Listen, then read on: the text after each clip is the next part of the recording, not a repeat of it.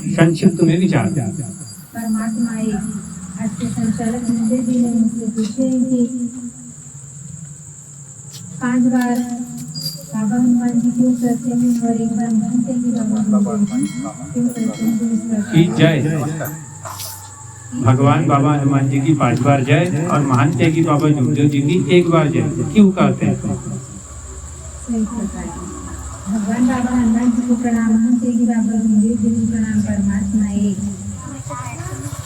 जीवन में चलने के लिए गृहस्थियों की स्तर पर लाने मानव जीवन के अनेक उद्देश्य सफल करने के लिए बाबा ने 5 नियम बताए हैं। यह बाबा ने 5 नियम दिए हैं,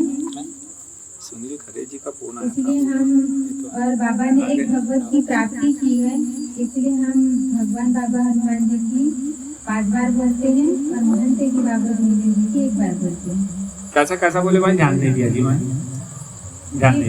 बाबा ने मतलब बाबा ने 5 नियम दिए हैं गृहस्थी के स्तर पर लाने के लिए, और बाबा ने एक भगवत की प्राप्ति के लिए भगवान बाबा हनुमान जी की प्राप्ति की है, इसीलिए हम 5 बार बोलते हैं भगवान बाबा हनुमान जी। उसको हमें थोड़ा अच्छे से मतलब किस प्रकार से है ना, हम भगवान बाबा हनुमान जी की जय 5 बार इसलिए बोलते 5 नियम के लिए, है ना भाई?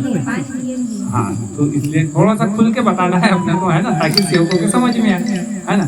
और एक बार मानते हैं कि बाबा जुमदेव जी की इसलिए जय बोलते हैं कि हमारे मानते हैं कि बाबा जुमदेव जी ने एक भगवान को प्राप्त किया और हम जैसे दुखी कष्टी मानव को एक भगवान को प्राप्त करने का मार्ग बताया, इसलिए हम भगवान मतलब मानते हैं कि बाबा जुमदेव जी की 1 बार जय बोलते हैं। तो इस पर थोड़ा सा विचार यदि अगर रख देते आप। हमारे महंत जी बाबा जुमदेव जी जिन्होंने एक कठिन परिश्रम त्याग विश्वास से भगवत की प्राप्ति की और हमें बताया मार्ग के रूपरेखा, हमारे महंत जी बाबा जुमदेव जी ने देखे कि सेवकों की गृहस्थी उच्च स्तर पर कैसे नहीं आ रही है। तब हमारे महंत जी बाबा जुमदेव जी चर्चा बैठक ले रहे थे, तब बाबा ने यह विचार किया कि सेवक चर्चा बैठक आ रहा है सब कुछ, लेकिन कुछ ऐसे नियमों का पालन क्यों नहीं कर पा रहा है। इसीलिए बाबा ने 5 नियम बताए हैं, जिनसे पहला है जैसे भगवान को मानना, दूसरा सत्य मर्यादा प्रेम सेवकों और परिवार में, मतलब पहला जैसे भगवान को मानना, किस तरह भगवान को मानना चाहिए हमें। हमारे महंत जी बाबा जुमदेव जी ने बताया कि जैसे अगर भगवान को अगर माने तो उसकी दुख परेशानियाँ दूर होती है और उसका आत्मविश्वास बढ़ता है।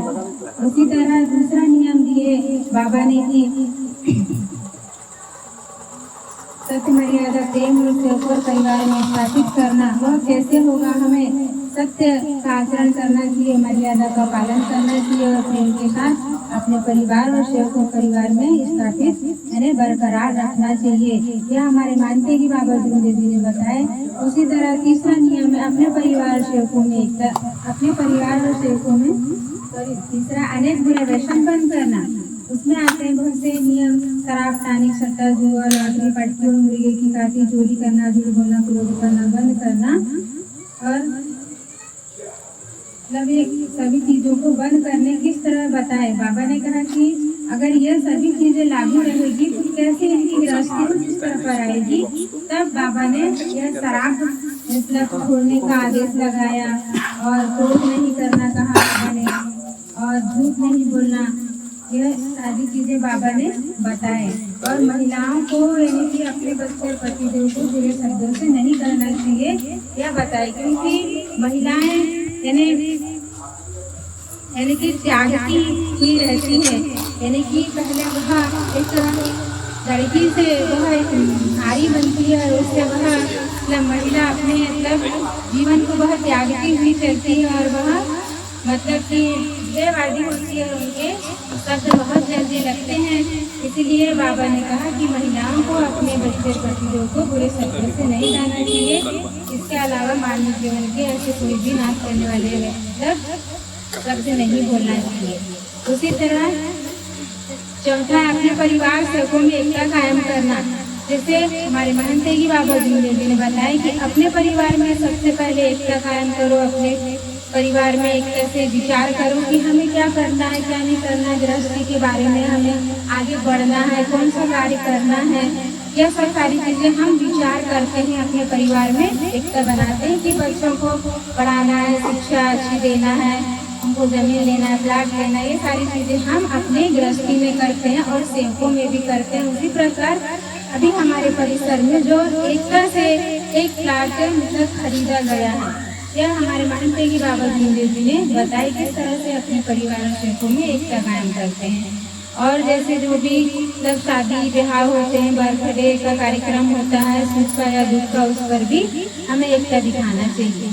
उसी तरह हमारे महंत तेगी बाबा जिंदेव जी ने बताया कि 5वां नियम अपना परिवार मर्यादित रखना, इसके अलावा बाबा के आदेशों का समय समय पे पालन करना। उसी तरह हमारे महंत तेगी बाबा जिंदेव जी ने बताया कि 5वां नियम अपना परिवार कैसे मर्यादित रहेगा। अपना परिवार यानी हम दो हमारे दो, क्या होना चाहिए, अगर 2 ही रहेंगे तो हमारी गृहस्थी इस तरह पर आएगी, और 2 ही रहेंगे तो उनका लालन पालन अच्छा होगा, पढ़ाई लिखाई उनकी अच्छी होगी। और हमें यानी समय समय पर आदेशों का पालन करना चाहिए। यह सारी चीज़ों का हम अगर पालन करते हैं तो हमारी गृहस्थी उच्च स्तर पर आती है। तो हमें बाबा के आदेशों पर चलना चाहिए। और भगवत महंत तेगी बाबा जिंदेव जी ने हमें 5 नियम बताए हैं, तो हमें इस आदेशों का पालन करना चाहिए। नियमों का मैं भी करूँगी, आप भी करोगे, ऐसे मैं आप सभी से आग्रह करती हूँ। सभी से नमस्कार। नमस्कार जी, नमस्कार जी, बहुत बहुत धन्यवाद। अभी विचारों में थे बाबा की सेविका माननीय सम्मानीय विश्वकर्मा भाई, जिन्होंने 5 नियम पर विचार दिए। मैं आपका समस्त सेवक सेविकाओं की ओर से धन्यवाद करता हूँ। ऐसे विचार हम समस्त सेवक सेविकाओं ने आत्मसात करना चाहिए, और एक भगवान की चर्चा बैठक में हमें इन्हीं विचारों को बताते भी आना चाहिए। ऐसे में आपसे आग्रह की विनती करता हूँ। उसी क्रम में चर्चा बैठक को आगे बढ़ाती हुई बाबा की सेवक बाबा की सेविका लिल्लारे भाई यह भी बाबा के शिकवन पर संक्षिप्त में विचार रखेंगे। ऐसे में आपसे आग्रह की विनती करता हूँ।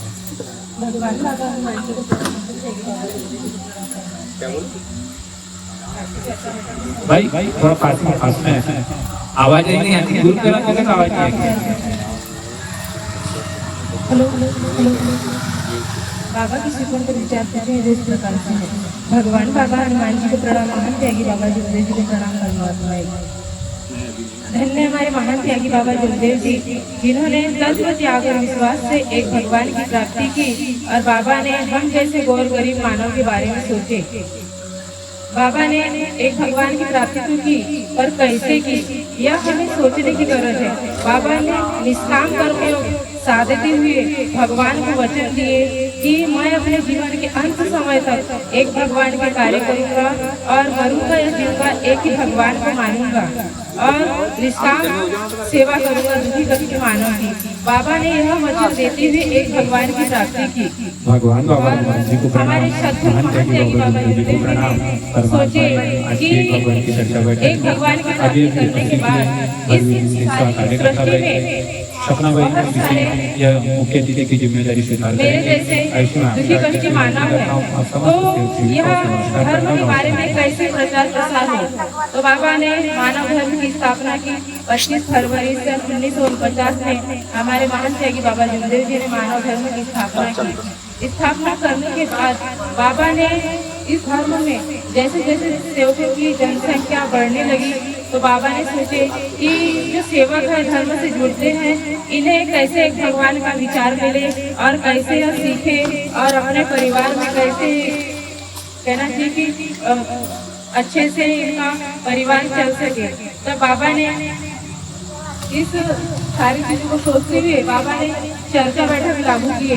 तो चर्चा बैठक क्यों लागू की और चर्चा बैठक में हम क्या सीखते हैं और चर्चा बैठक आने से हमें क्या मिलता है, यह जब संचालक जी हमें विचार करते हैं तो हमें इस पर विचार करना चाहिए। जब हम चर्चा बैठक में आते हैं तो हमारी पहली चीज जो गलतियाँ निकलती है, दूसरी जो हमारी कुछ परेशानियाँ रहती है वह भी दूर होती है और हमें इस चर्चा बैठक में आकर के तत्व शब्द नियमों पर विचार मिलता है। तो अब इन विचारों को सुनते हुए हम विचारों पर विचार करके अपने परिवार में, अपने गृहस्थी में इनको आचरण में लाने की कोशिश करते हैं और उसमें कहना चाहिए कि रस तैयार होता है और वह एक रस तैयार होने के बाद वह से अच्छा चलने की और अच्छा करने की और अच्छा सोचने के बारे में सोचता है। तो हमें चर्चा बैठक बहुत जरूरी है। अपने परिवार कहना चाहिए कि परिवार में अगर 4 सदस्य हैं तो हमें पूरे परिवार चर्चा बैठक में आना चाहिए और एक भगवान की चर्चा बैठक में आने से हमारे जो बाबा के आदेश है कि चर्चा बैठक सबसे बड़ा महत्व है। चर्चा बैठक एक हमारी पाठशाला है, इसमें तत्व शब्द नियमों पर विचार किया जाता है और एक भगवान का यहाँ गुणगान किया जाता है। तो इतना कहकर मैं अपने शब्दों को विराम देती हूँ। सभी से नमस्कार।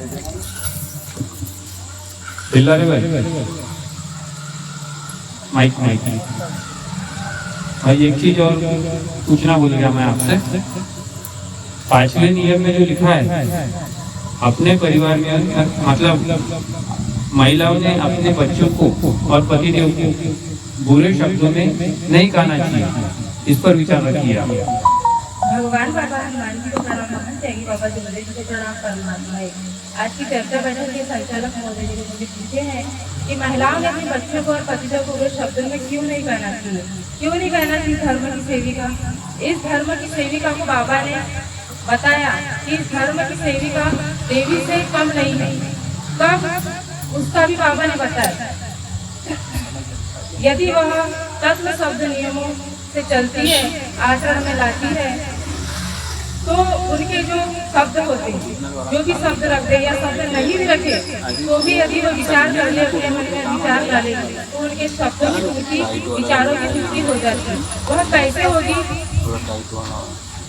जब कहना चाहिए कि बाबा ने धर्म की सेविका को सती से कम नहीं कहा है।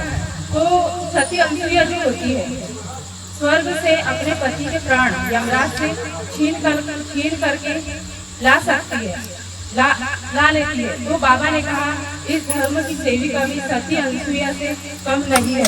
वह भी कहना चाहिए कि अपने पति के प्राण यमराज से छीन करके ला सकती है। उसके लिए हमें कहना चाहिए तत्व शब्द नियमों से चलना पड़ेगा, बाबा के आदेशों का पालन करना पड़ेगा और बुरे शब्दों में कैसे नहीं कहना चाहिए। जैसे कि सेविका जो होती है 4 बजे से उठती है, 4 बजे से नहीं उठे तो 5, 4:30 जो भी समय से उठती है तो वह गृहस्थी के काम में व्यस्त रहती है। तो सुबह से लेकर के शाम तक वो व्यस्त रहती है। तो जैसे कि पति सेवकी हो गए, बच्चे हो गए, तो परिवार में यदि वह बच्चे कुछ मांगते हैं, सेवकी पानी मतलब जो भी चीज परिवार में यदि सेवक सेविका मांगते हैं तो वह हर एक सभी की इच्छाओं की पूर्ति करने के बारे में सोचती है और सभी का बारी बारी से काम करती है। तो उस काम करते दौरान वह सेविका को कहना चाहिए कि पति सेवकी हो या बच्चे हो, उन्हें बुरे शब्दों का प्रयोग नहीं करना चाहिए, क्योंकि जो सेविका जो होती है धर्म की देववादी होती है और बाबा ने कहा सती अनुसुईया से कम नहीं है। वह जो बोल दे, जो सोच ले वह होकर रहेगा। तो हमें इस धर्म की सेविका को बुरे शब्दों का प्रयोग बिल्कुल भी नहीं करना चाहिए। इतना कहकर मैं अपने शब्दों को विराम देती हूँ। सभी से नमस्कार। बहुत बहुत धन्यवाद। आपके विचारों को समस्त सेवक सेविकाओं की ओर से बहुत बहुत धन्यवाद देता हूँ। ऐसे ही विचार हमें समस्त बाबा के सेवक सेविकाओं में देते आना चाहिए और उन्हें अपने अंदर आत्मसात करते आना चाहिए।